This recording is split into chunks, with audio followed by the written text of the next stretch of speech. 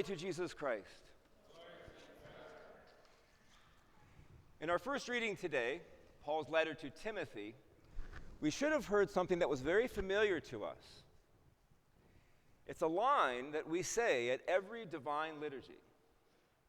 Did anybody catch what it was? Well, it's right at the beginning of the reading, so if you were sitting down and getting settled, perhaps you missed it. But it's where Paul writes to Timothy, he says, you can take it as trustworthy that Jesus Christ came into the world to save sinners, of whom I am the first. Our translation says, of whom I am the worst. Actually, the word first is a better translation from the Greek. Paul says, if God can forgive him, who's the worst of sinners, then we all should have hope. Each one of us should be able to say what Paul is saying, because I know my sins better than anyone else here. So I can stand in front of you, and without any stretch of the truth, I can say, I am the worst sinner in the room. In the Gospel of Luke, the blind man cries out for mercy. He hears that Jesus is coming by. He knows who Jesus is because he's heard the stories, and he knows what Jesus can do. And he thinks to himself, this is my chance. So he cries out, Jesus, Son of David, have pity on me. And that line too should sound familiar from our Jesus prayer. Lord Jesus Christ, Son of God, have mercy on me. Jesus calls the man to him, and he asks the man, what can I do for you? And you know, I have to be honest with you, that always strikes me as odd. Because if Jesus is God, and he knows all things, he knows what the man wants. So why does he ask the question?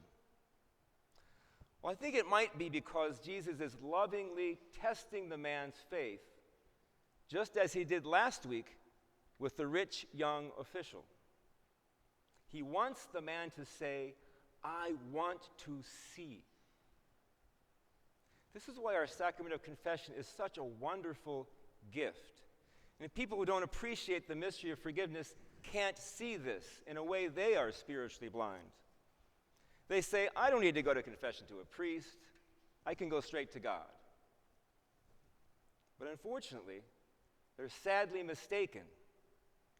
Because just as the blind man had to say, I want to see, so we have to form the words, bless me, Father, for I have sinned.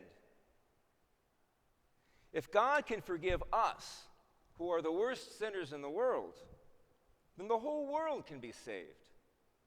So when we go to confession, we don't just go for our own private absolution. The whole world goes in with us with hope. Think about that. Our confession is a participation in the salvation of the whole world. You want to change the world? You want to make the world a better place to live? Go to confession. You want to participate in the saving life of the Holy Trinity? Go to confession. Confession is the epic weapon of good against evil. It actually makes going to confession kind of exciting. Sort of like reading Tolkien's The Lord of the Rings. I can slay my sins by the grace of God. All I have to do is say, Jesus, Son of David, have pity on me. The blind man doesn't waver. He says the words and he is healed. And Jesus says, it is by your faith that you have been healed. That's why we have to say the words. Admitting that we are the worst of sinners is an act of faith. Going to confession is an act of faith, but it's an act. It's something we have to do. We can't just think about it. We believe that God will forgive us because of his great love, even though we don't deserve it. But that's how glorious his love is. Jesus is coming by today in this liturgy. Let's not miss our chance. Let's call out to him in faith and be healed. Glory to Jesus Christ.